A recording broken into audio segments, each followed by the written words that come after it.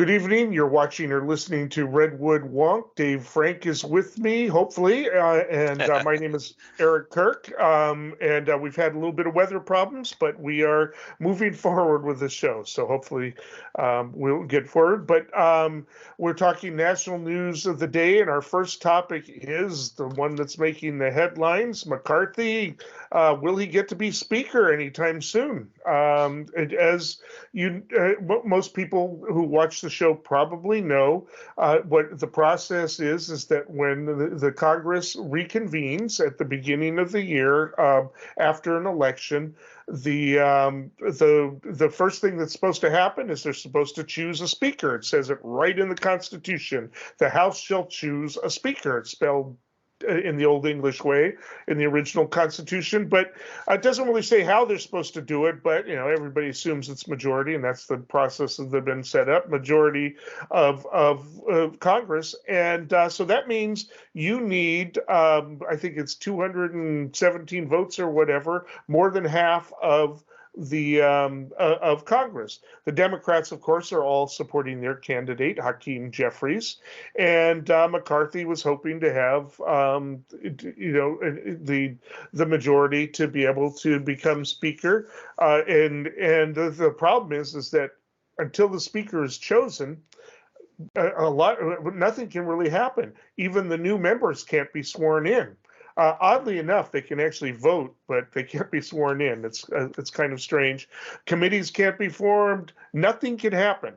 Nothing can move forward until the speaker is chosen. Well, there are about 20 holdouts from what I'm calling the crazy faction.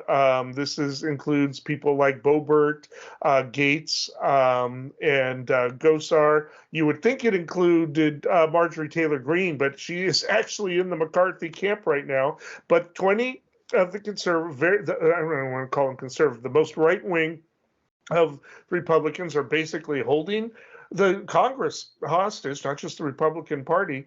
And at first, yesterday, they were voting for Jim Jordan.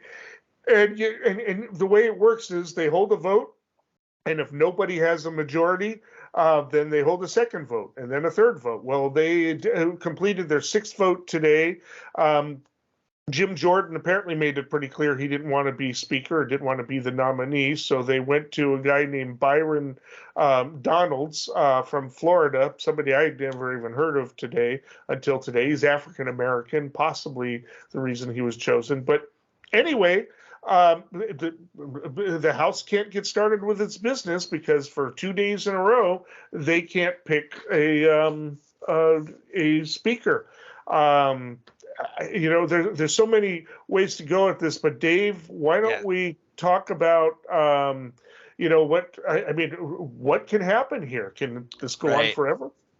Yeah, so I guess historically, that's one thing worth mentioning is that it really truly can go on forever. It hasn't happened in 100 years. I think in 1920s it had gone, maybe like 18 rounds or something like that. It was actually 1923, 100 years ago. There you go. And so it's possible that it goes for a long time until there's enough, sufficient compromise. But it hasn't happened that many times. You have to go back to the pre-Civil War era, I believe, where it actually really went on for about 2 months. And that lasted like 180 rounds or something like that. So it's possible that as long as they're in this standoff mode, playing chicken with each other, that there's it can go on indefinitely. So who are these 20 and why are they doing this? Yeah. So interestingly, I'll start by saying it this way. Depending on your news source, you're getting a really different perspective of what's happening here. So I've tried to go abroad and get an assessment of the different sources, how they're seeing this. So just to give them the benefit of the doubt, first, because why not? These are people that are really, really dug in their convictions about things that they want to happen no matter what before they agree to support McCarthy, Freudian slip there, before they agree to support McCarthy. And that they have convictions and they have certain things they're still looking to get. But if you go to the other angle of looking at this, these are people who have already been given a lot of concessions. So, for example, one of the things they're saying is they want to almost like in a Steve Bannon kind of way, they want to disrupt the Washington business as usual. So that's certainly something that's worth that they're actually accomplishing. They're at least temporarily. But then there's this other angle that says it's nothing but political theater, and that these people are personality driven. They're basking in the limelight. They're just an extension of disruption. Stop the Steal, January 6th, QAnon-esque folks. So there's all different prisms of which to view these people, and their intentions and their motivations here. But you had started this off by saying, like, well, what could happen? So one of the things that could happen is there's the okay only Kevin, and then there's the never Kevin. That's currently how they're aligned. But this is not, like, I don't want to give it too much credit. I don't think that that's actually intentional. I think this is a way for the establishment to say, look, how much are we really going to give in? So, for example, one of the places that's already been a concession was they wanted to be able to do like a no confidence vote, a procedure where the speaker can be challenged to a vote where he would be unseated basically on demand. And the threshold that was put in place for a while as a concession under the former Republican House. But when Nancy Pelosi became the new speaker, she made sure that rule was gone. So that rule is gone. What was gone? And in theory, McCarthy has conceded that that rule could come back. And vacate. I think it's a motion to vacate, meaning like remove the speaker. And he said he would agree to 5 people, that if 5 people out of the 218 in their caucus say we want him to be removed, that he would be forced to hold a vote. As of right now, the last I heard, this congressman from Florida, Donald, his name is, right? Yes. That he was heard as saying that should really be 1. It should be 1. We should stick to our guns, that if any one of us doesn't want him there, that we're going to have a vote. So that's the kind of, like, I don't want to say it's petty necessarily, but it's on the surface it appears petty. But interestingly, and we could talk about this for hours, but interestingly, there are a lot of things that each individual of this 20 group has been saying. So there's a group of, like you mentioned, there's a core group of about 5 people who have been saying, like, look, we just need new leadership. McCarthy, like Matt Gaetz, Congressman Gaetz had said that McCarthy, theoretically has been selling pieces of himself. I think that's a quote. Basically, make any concession, whether it comes to committee memberships or committee leadership or steering committee, that they want control. Jordan control. And let me just chime in there. When you say there's 5 core people, he can only spare to lose 4. Exactly. That's he can lose 4 and still get somebody passed, but he can't. He can't lose 5, and he certainly can't lose 20. Yeah, if you got 222 members and you need 218, and you got 5 who are saying never Kevin, you never become speaker. And that's the crux of the issue. That gives flexibility to another 16 people or 17 people, depending on which round of the voting it's been, to kind of jump in and say, well, this is my issue that I want. This is my issue that I want. Yeah. So the sausage making or the horse trading, if people really are acting in conviction, then you could see that McCarthy would just keep giving more and more and more concessions. So I'm just going to bring up a few real quick, and then I'll hand over to you. Sure. One is people saying we need to balance the budget on a timeline. And McCarthy said, okay, well, we've got a study group that said we can balance the budget within 20 years. And they're saying, no, we want 7. Now, that's not necessarily realistic, but at least it's bringing this conversation to a head. Balancing the budget is a very complicated conversation.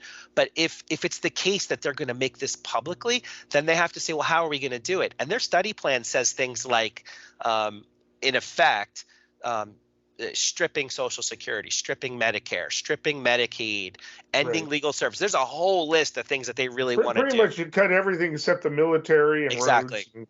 Exactly. Yeah. So that's just one concession, and there's concessions of this nature out there. They've like it's pretty interesting to hear the things that they want. So that's one option. That's only just one option. And this other option is, well, if there really is an impasse, then they could have somebody who's not even in the House of Representatives become the speaker, and that McCarthy would be the majority leader, and they could have like anybody be the speaker.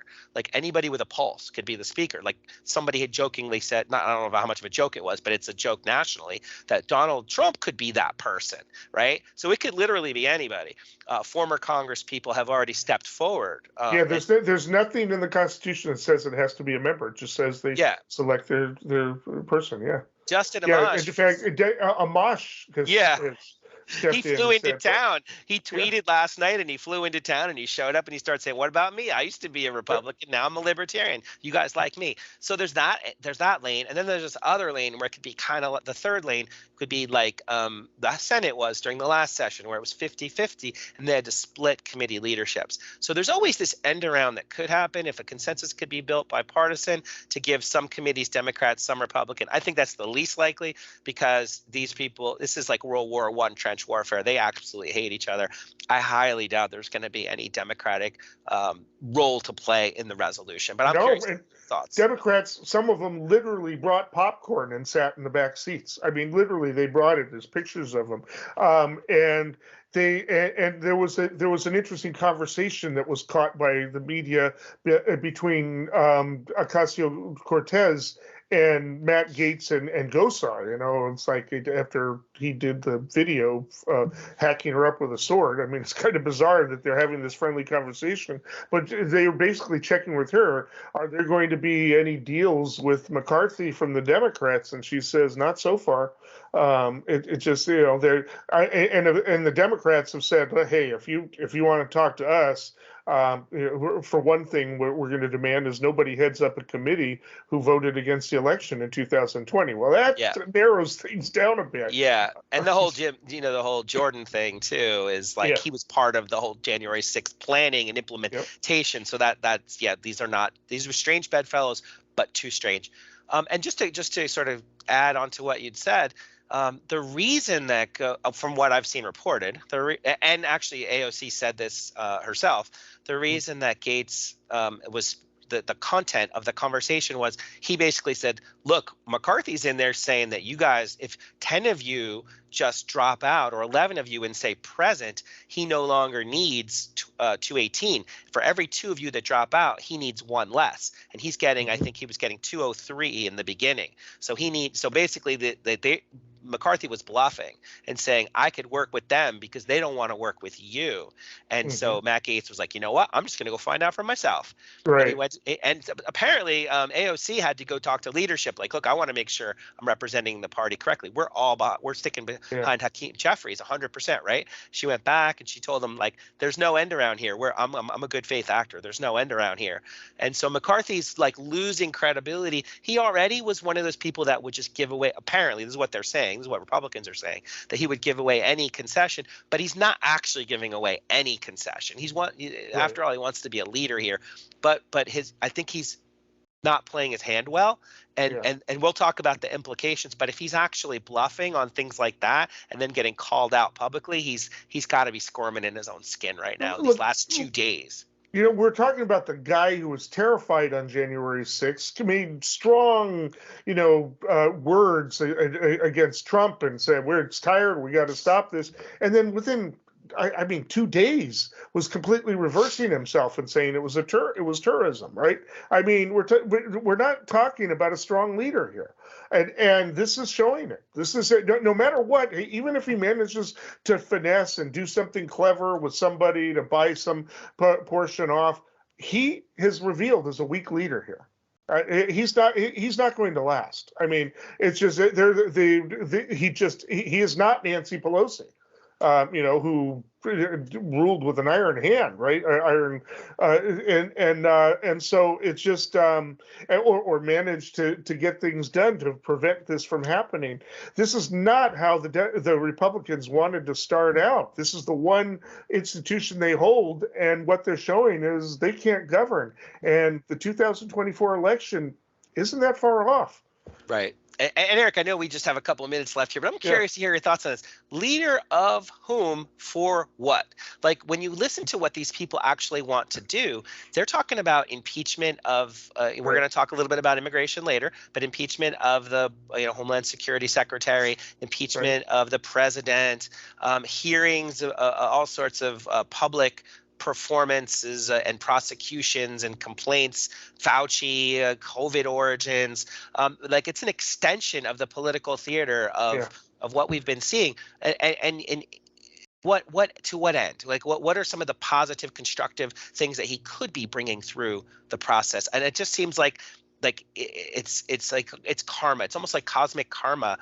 What are they really? What is he leader of really? Yeah, these guys want these guys want the concessions to be that it becomes all about that. But the problem is if they do that, they're going to get a lot of pushback from the Republicans who won by the skin of their teeth this time around, who know they can very easily lose in 2024. Some of them are going to lose. I mean, it's just that's the natural thing of it. They've got to have something to show for it, something productive, and not just Jim Jordan shooting off his mouth all the time. They need to have to get something done, and that means there's going to have to be some sort of bipartisan cooperation because they don't have the Senate. Exactly. And they're in order to get something done, there's going to have to be a totally different type of thing. So if all they're doing are these hearings on Hunter Biden's laptop, on Title 42, or on the border crisis and all of that, and the border crisis, granted, is an issue, but they've got to propose something. And they've got to work towards getting something done. And the Democrats aren't going to want to just give them what they want. They're going to want, if they get concessions on border policy, they're going to want, and we'll talk about that in the next session. But immigration reform. Right, of some sort, which is long overdue, but we've got all kinds of things that need to be done. We've got an infrastructure that has to be. We still have problems with the supply chain, with getting things in through the ports and all of that. They're under pressure to do something about that. They can't just simply say, "Oh, it's all the Democrats' fault for 2 years" and expect to get reelected. And so there's going to be pushback from that crowd. And I mean, go ahead. Sorry, I just want to add two other things because while we're on it, and like I said, this is why I could go on for a really long time. We could get deep into this because of those 20 people, there are some people in there that are saying like, hey, look, what's really important to me is I don't want any more of we have a budget problem. We have a inflation problem. Why are we giving $50+ billion to Ukraine? So these are people who don't really, they want to rabble rouse. They want to agitate around a issue of multi-generational international strategic funding. Take the short-term gains that might come from being provocative on that front. Also, the whole deep state issue is resurfacing in these conversations because like the Twitter, I don't know if you've been following this, Eric, a whole nother topic for another day, but the Twitter leaks that Elon Musk has put out now that he's taken over Twitter is indicating that there was a lot of coordination and collaboration on the back end with Homeland Security, FBI, DOD, just other elements of our government talking to media, at least to Twitter, and potentially involvement in domestic political outcomes. So some of these folks are calling for a new church commission. Right. Yeah. So I know we're in our final couple minutes. We're running out of time. I mean, there's so many. But ways it's a big one. Out. That's a big one. I think that if that's what they want to do, they really want to flip tables. And again, they want to impeach. I don't know why anybody should bother to impeach. It's never going to happen. It really hasn't even happened much in our history. But the key thing is can McCarthy pull it off? And if not McCarthy, will somebody else come? Maybe Stefanik or somebody to do that. But will these 20 be satisfied with that? And then what is going to happen with it politically? The Democrats are just taking notes and waiting. I mean, they've just got they've got a whole fundraising campaign now that the Republicans have handed him. Look what happens when they could. They're a bunch of kids. I think Mark Cooper said, well, this is the Flying Monkey Brigade that they've been, exploiting for years since 2010, since the AstroTurf movements. This is coming home to roost. This is, flying monkeys coming home to roost. Whatever. I mean, I'm mixing metaphors, but it's just, and they've got a problem. It's not going to stop here. This is not, and it's not even just those 20 people. Marjorie Taylor Greene, we'll be talking about this next week because hopefully it'll be resolved by then. But I don't know, no guarantees. We did have an intense conference, and it's intense for a purpose. We have worked for a long time. I've been leader for 4 years. I came into this position, we had less than 200 members. We are now sitting in the majority. We put forth to the American public a commitment to America. There's times we're going to have to argue with our own members if they're looking for only positions for themselves, not for the country. For the last 2 months, we worked together as a whole conference to develop rules that empower all members. But we're not empowering certain members over others. Last night I was presented the only way to have 218 votes if I provided certain members with certain positions, certain gavels, to take over church committee, to have certain budgets. And they even came to the position where one, Matt Gaetz, said, I don't care if we go to plurality and we elect Hakeem Jeffries and it hurts the new frontline members not to get reelected. Well, that's not about America. All right, that takes us in. I wanted to get into an actual policy discussion this week, and immigration. The Supreme Court has basically extended, forced Biden to maintain the Title 42. Title 42, of course, is allowing for basically deportation without the conventional due process that we've given. Of course, there's there's backlogs of the cases. I think some over 2 million at this point.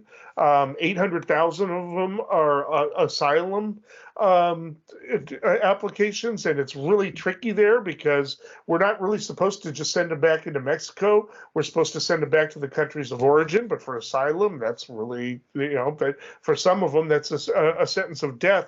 And what's interesting is that, some of these immigrants we're hearing about that are being used as political pawns and being flown to blue states are Venezuelans, which are, for some people's post-Cold War politics are like Cubans. They're fleeing a left-wing regime. We're supposed to not treat them that way, right? And this is causing a little bit of friction within the Republican Party. But, as late as Christmas Eve, Abbott apparently pulled a stunt and dropped some immigrants off at outside Vice President Harris's house in cold 15-degree Fahrenheit weather. And of course, everybody expresses their outrage or their support or who's to blame or how these immigrants are going to benefit anyway. And meanwhile, there is an investigation going on of the original one, the one that went to Massachusetts, involved, and some of the names are being caught up. And it turns out that one of DeSantis's key aides communicated with a pseudonym name off of official emails, and after all that with Hillary Clinton, to be able to communicate plans about these flights of flying immigrants from red states to blue states as if supposed to send some kind of message. It backfired at Martha's Vineyard because the people community there rallied and actually helped these immigrants out. And then DeSantis tried to turn around and say, see, that's what I intended.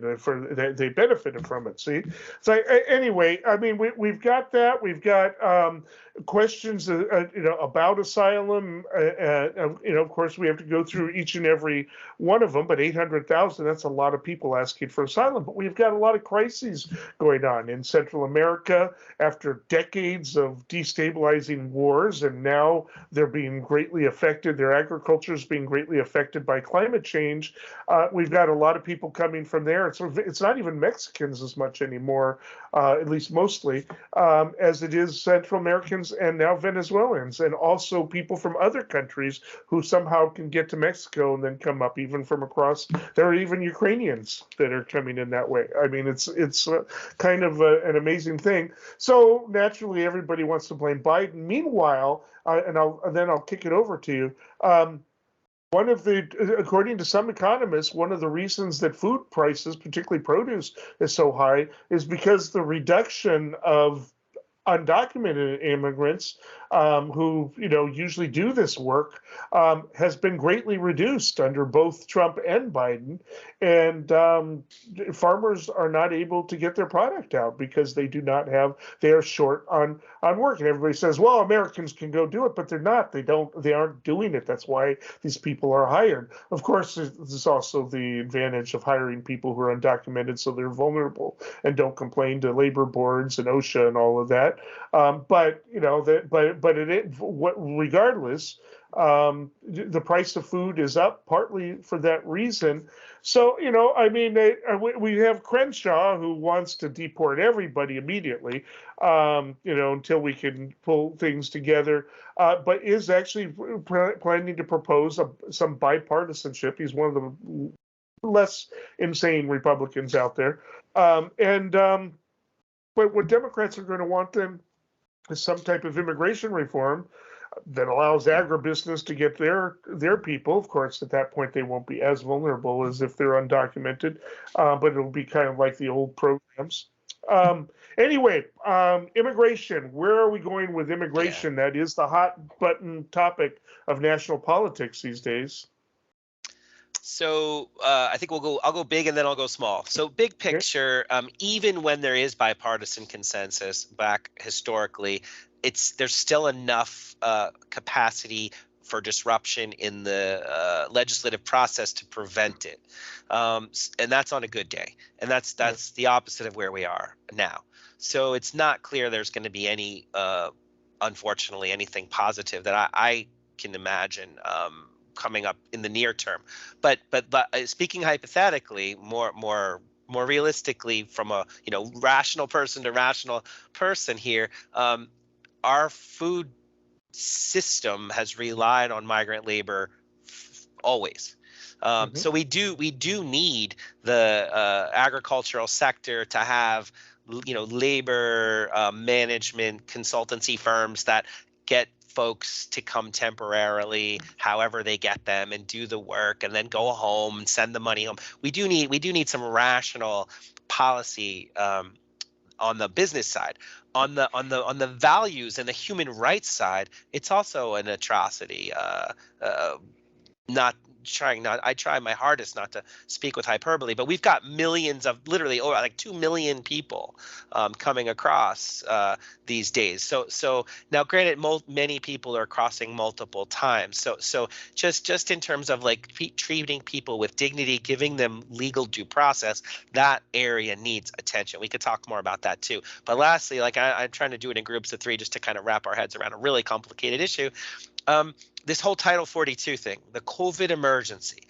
If the COVID emergency really is over for other reasons, which people like the governor of Texas and the governor of Florida say they believe, and others, of course, the president, then why is the COVID emergency only still valid for Title 42? So I think the courts are going to really put an end to this. Like, people don't quite realize what it did. In part, what it does is it gives Border Patrol the ability to deny people right away, to say, look, we have an emergency Title 42. You're denied your due process because I can. And that's by design. And I'm not putting it on the Border Patrol. I'm saying that's the process, that because of COVID. Right. And so that in a way that they're denied their asylum rights. What we need to do is treat it like a true emergency, put in place, temporary emergency courts and screenings, and say, is it really asylum? Are you really or not? And then, because then once you get your formal legal process in place, then if you try to come back again, then there are other legal remedies, one of which is you'll never be allowed back. So if you have a Spanish language representative, a true human rights lawyer saying, let's really deal with your case, And you'll retain your right to apply and apply and apply and apply if you do it legally. If you're fraudulently saying it's asylum and it's not, then you'll never come back. You'll never be allowed back. So there's ways to kind of it's. I think the situation is worse based on the way it's been handled under the COVID emergency, and this credible fear screening for true asylum, that needs to be the gold standard of why people can stay temporarily waiting for a hearing. And then in other cases, it really does need to. We need a more robust work permitting process. And many Republicans are out there saying we should mobilize the military and et cetera, et cetera. I wouldn't even go that far if I was a Republican. I would just say let's enforce the rules that we have. But I don't think there's any rational discourse currently. I mean, something needs to be pointed out here too, is because we hear a lot of rhetoric around. Martha's Vineyard is complaining about having 50. We have to deal with millions down at the border. Let's remember that California is a border state. And California receives the most immigrants coming across than all the other 3 states put together of Arizona, New Mexico, and Texas. It's counterintuitive because, look at all that border. Why are they all concentrated here? Well, it has to do with where people live and where they come across. California is the place to come across, but yet California is not doing this. We're not complaining about this, and it's not just because we're a blue state. It's because decades ago we set up infrastructure to be able to deal with some of this stuff. We got the federal funding, but we also did some of our stuff. It's not quite as critical here. So, but are any of these people, DeSantis or Abbott, going to say, "Hey, let's look to California for a model"? No, they're not going to do that. Now, as the Republicans say, nothing good came from California since Right on Red, right? I mean, that's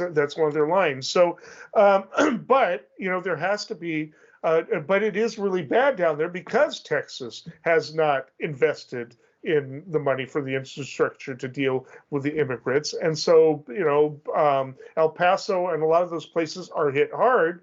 And this is why I'm a little bit hopeful, because some of the people there, a lot of them Latino, living in those areas who have voted Democrat are voting Republican now because they perceive the Democrats as not being together on this issue. If the Republicans don't deliver something in the next 2 years, Democrats are going to use that and say, hey, they had their opportunity. Sure, we had the Senate, but nothing even came to the Senate for consideration. They didn't really pass anything, right? So, or anything of, that wasn't crazy. So, I actually think that this is an opportunity right now, this particular one where the Senate and House majorities are razor thin. That gives a lot of people who are coming up with re-elections a lot of power here. They're going to say, we need to get something done. And that's one of the main things on people's minds besides the economy and a few other things. I would just add too, and I think that was very thoughtful of you, but I think, it's important. These people are supposed to be leaders. We are talking about the House. We are talking about the Senate. We are talking about the White House. We're talking about policy experts in the administration, in the immigration sector, and nonprofits. All these folks, think tanks, all these people who are extremely knowledgeable about a highly complex issue will tell you that immigration is additive in almost every way. And so separating the fact from the rhetoric, there's fear of change. There's fear of the other.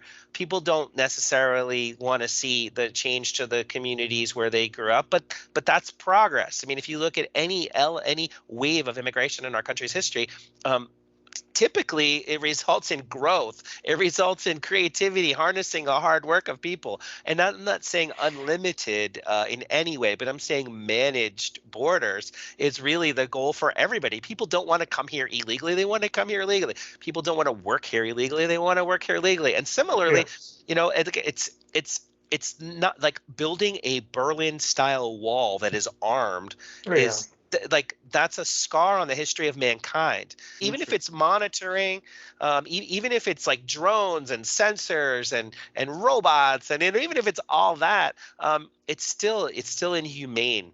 I think if you give people a rational checkpoint, like, look, you're gonna be tracked through your ID, and we're gonna make sure you have to check in, and if you don't, your status will be revoked, and you'll be deported, and you won't be allowed back ever. Like, holding people to account and entrusting in the I don't know. Maybe it's a little too pie in the sky for our current political climate, but No, that's where that's the angle. We have to be persuasive in fact to defeat rhetoric. the fact is a large fraction, and there's different studies that say but a large fraction of the people aren't going to be stopped by the wall because they're flying over the wall or sailing around the wall. Because a lot of the undocumented immigrants come here on tourist visas, which are hard to get. They take years, or student visas, and they don't leave. That's how a lot of immigrants are here. Wall isn't going to address that, and even the people who are coming across, they come across at the regular checkpoints, because the Border Patrol can't stop each and every vehicle, or it would just be lying back. Tourists would never be able to leave and come back into Mexico. They wave people through. They pick them randomly. It's not, and there's even a McDonald's at one of the places down there, which is famous for where they stop and they get a receipt to show that they went to that McDonald's, so that if they're ever nailed for deportation, they can show that they came through a checkpoint, because it's civil rather than criminal then, right? Yeah. And sometimes you don't do it the first time, sometimes you don't do it the second time, but by the seventh or eighth time, you can probably get through that way. This is how the vast majority of people are going. We have this romantic notion that they're all swimming across the Rio Grande. It's anyway, it's not. It's just. We'll be talking more about this, because I believe there will be some movement. We'll see if it gets anywhere. The crisis that we are facing today is not complicated. It has everything to do that we have a government that ignores the needs of working people, ignores the needs of minorities, ignores the needs of women, yet works overtime for wealthy campaign contributors and the 1%. And what our job is not radical. It's what the American people want. They want a government which represents all of us, not just the people on top. We had you really want to hear a really radical and crazy idea? Imagine the United States joining the rest of the industrialized world and guaranteeing health care to all people as a right, not a privilege. Okay, our final topic for tonight: Bernie Sanders. Where it is because he's got seniority, because he has made work deals through, he's actually played well with the Democrats. He's not a Democrat. He isn't registered as an independent, or not registered for a party, but he caucuses with the Democrats, and he is going to find himself heading up several very key committees. I believe health, education, labor, and pensions. These are big deals. And lobbyists, there's a great article in Politico. Yeah. Lobbyists are fretting about this, because lobbyists have several jobs. They have the job to push legislation that their interests want. They have the job to kill the legislation their interests don't want. But they also are there to try to control the narrative.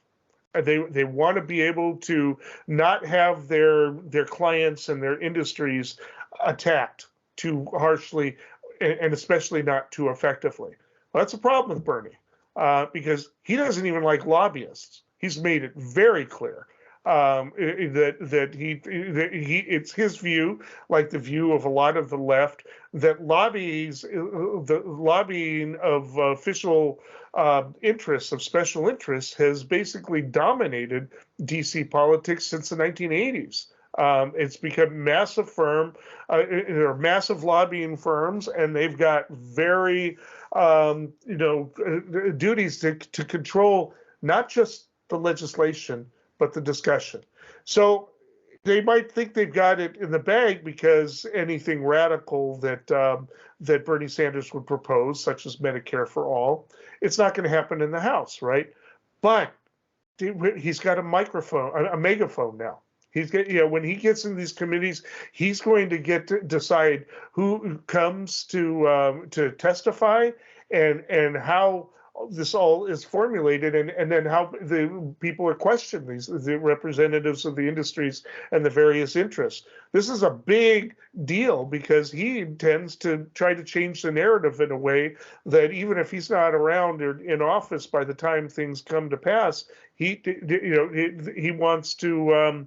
The lobbyists are very concerned about that. It is a big deal, and he also is somebody who, ironically, even though he is definitely on the left end of the spectrum, he actually is more willing to cross the aisle and work with Republicans on things. He's gotten several legislative things passed that way, and for instance, he's talking to Susan Collins now about rural health care interests, something that might be of interest locally here in Humboldt County, because it's, with the centralization of all of the services, rural areas have suffered the most because it's really not cost effective, let alone profitable, to do a lot for rural areas. Well, where are all the Republican senators representing rural areas? So he is going to make some proposals. He's already working with Susan Collins, and the healthcare industry is probably not going to like some of those proposals, especially if it mandates, well, if you're going to accept this kind of government money, you've got to do such and such in rural areas. Then they got to find a way to, like we have a hard time locally here, getting doctors who are willing to live here, right? If we don't have a good airport. Anyway, lobbyists are fretting. They're nervous about this because it's not just about the legislation itself, but about the narrative. The narrative is key to politics. Yeah, so that's an amazing setup, and I want to give full credit to you. Basically, all my notes on this one came from that article. Yep. Amazing article. They got access. They got Megan Wilson is the author's name. Yeah, props because they were able to get many different lobbyists from across the spectrum to speak off the record, several on the record, but some key insights. And one of them was literally like, it is a brave new world because there are more healthcare lobbyists in Washington than there are legislators, by like a factor of like 4 or 5. So this is a brave new world because they have had their way with both parties for as long as they can remember. And Bernie's staff is known. Bernie as a senator is known to basically ignore them and dismiss them as outright, marketing wings of people who aren't really focused on his goals at all. So there's a chance that they're going to completely be written out of the day-to-day processes of these committees that they used to run both aisles. So Bernie's core interests that this article pointed out: drug pricing, workers' rights, income inequality, student and medical debt. These are things that his team is gonna set the agenda. Boosting access to care, lowering drug costs, expanding healthcare workforce, raising wages, and most importantly, what you said, reaching across the aisle to illustrate through evidence the consensus that both Republican constituents and Democrat constituents benefit from attention to exploitation from medical business interests historically. And so they've been building, throughout his career, he's been building up evidence and networks of experts with decades of data to almost like Katie Porter's whiteboard. Like, that's what I picture. I picture Bernie whiteboarding America and saying, look at this, the wealthiest country in the history of mankind. Look at all this dysfunction. And so that's one key point that this article points out. Another one is that the lobbyists are saying, like, they know that his bipartisan history will be reflective in the new term when he's going to be able to bring in Republicans, exactly like you said. So what did the lobbyists say off the record? What was so telling? Well, one of the things that they said was that they're going to actually, number one, they're not really sure what they're going to do when he calls business executives up to justify their practices and justify the cost exploitation of taxpayer money. How much extra, in hundreds of billions of dollars, it actually costs taxpayers. The current system as complicated as it is. We're not going to get into all the details on this, of course, but Sure. also when their reputation is at risk, it's going to potentially cost their shareholders money. And so that's like, if you were the public face of a health insurance company or a pharmacy benefit manager that's involved in navigating the anti-kickback safe harbor protection on prescription drug rebates, that sounds like a highly technical thing, but that's a gaming of the system for the sole purpose of artificially ramping up prices exponentially so that you can show that you've discounted it a lot, so that companies that pay to play ... Like there are lots of technical angles here to really make them look very bad and cost their shareholders money. And so anyway, one last thing here before I kick back to you. What the lobbyists said, what one of them said, is that they're going to have to do a bank shot. They're not going to be invited to represent their own interests. They're going to be challenged on their history. So how are they going to represent their interests? And they're going to do that. This bank shot approach is, you're going to see business lobbyists, pharmaceutical, healthcare, medical industry lobbyists actually working with left-leaning and Democratic people to say, look, this is what we want. You need to tell your people that you're going to, basically get their interest introduced into the conversation in a defensive way, so that left-leaning think tanks and nonprofits are going to say, these people want this, we propose that. That might be the only way that their interests are actually represented in these committees, which I thought was really interesting. And finally, one last thing. They've said that they're going to try to avoid his committees entirely because there's not much good that's going to come from it. They're going to focus on the Energy Committee, the Commerce Committee, and actually going directly to the former chair, Senator Patty Murray. She's going over to appropriations, which is where the money is. And so if they just go directly to the money source and try to get all their little tweaks and favors handled directly with the money, they don't have to deal with the policy side and even talk to Bernie and his staffers. Yeah, I just want so that everybody out there, if you want to read an interesting article, it's not very long. It's entitled "Not Business as Usual: Health Lobbyists Brace for Bernie Sanders," and then the subheading says Sanders' well-chronicled antagonism towards lobbyists has some concern they'll be unable to blunt criticism of their clients' profits or corporate executive salaries. It's by Megan Wilson. Very interesting article. I imagine more is going to be written about it as this happens, because he quietly has gotten himself into the committees where he does this best. You're right, it's not a lot of checks to be written from these committees, so a lot of other it doesn't have the same prestige that maybe a typical senator would want if they're but Bernie's not a typical senator, and his agenda and his definitions of success and how he manages to sell himself out there as a political figure is in affecting the narrative, and they are worried about the narrative, and it could be very interesting. And especially if he gets some Republicans on board and talks to get into the House, this could be more important than him being elected president, quite frankly. I mean, this is a big chance in these 2 years. And even if they don't hold the Senate, if he gets things rolling and he's still in the committee, it might be something very difficult for lobbyists to even reverse in Republicans, especially if there are like-minded Republicans in there, like Susan Collins, who is a bit independent, not independent enough for some things, but independent. They're going to have a lot of explaining to do, and it's going to be under some pretty tough questioning.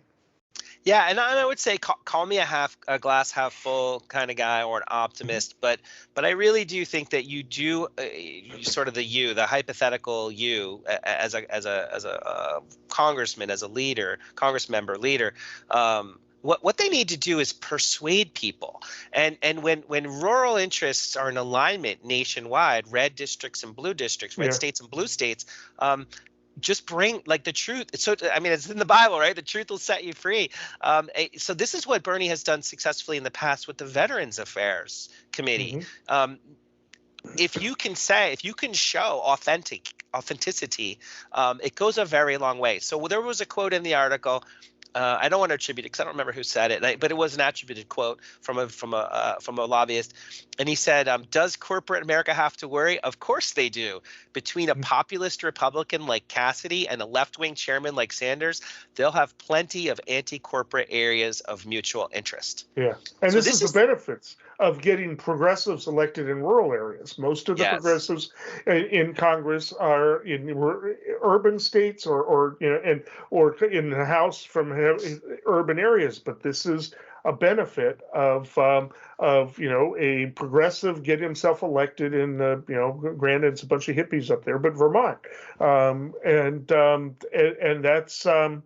So it's actually kind of a silver lining to all of this, because that's really what we're going to do, and he's going to be looking to have it be something that endures, even if he's not heading up these committees in 2 years. I mean, that's going to be his goal, and he's done this before, as you mentioned, and he wants to address the other things as well, such as the health consequences for climate change. Exactly. Right? I mean, so it's good, and it's something that rural areas are going to have to think about, even if they don't want to. And so he'll be bucking up against the fossil fuel industry there, because they don't want that any more than fast food industries, wanted that UN report on the consequences of fast food to be released. They wanted, Bush lobbied for it to be watered down. I mean, it was a scandal. So, there's only so much he can do as one senator, but he has positioned himself. Who knows when he's going to retire? I mean, everybody talks about Biden's age and Pelosi's age. Nobody talks about Bernie Sanders' age that much, because he's still out there playing basketball and seems to be as sharp as ever. Gets in and he goes on to Fox News and doesn't get himself get confused in interviews. Yeah. I don't know what. He made a deal with the devil or something. So, Eric, I know we only have 2 minutes left. I think it's important to point out here as we wrap up. When Bernie Sanders was running for president and he went to West Virginia and he talked to coal workers and community members and their families, he got on Fox. It wasn't just Fox News. It wasn't just Fox commentators or Fox analysts. It was Fox audience. Yeah. Fox bread and they cheered him. He was explaining it clearly. He has authenticity. Yeah. He has a rapport with people who understand working class values. And I'm not saying that as to be divisive. I'm saying that as a pragmatic analyst of healthcare policy and outcomes and the well-being of U.S. citizens compared to others around the world. We spend the most, and we rank near the bottom on many, many health outcome metrics. And Bernie Sanders, I think, has the credibility to address some of these differences, number one. So that's in the outcomes and the policy in minutia that most people don't care about. But it's also about the money. Many of these Republicans that are standing up against McCarthy right now kind of come in full circle to our first topic. They're concerned about the cost of what we're doing. Healthcare is on a path to explode in cost, and there are ways to deal with this. And I think he's going to point out that just cutting is not how you do it.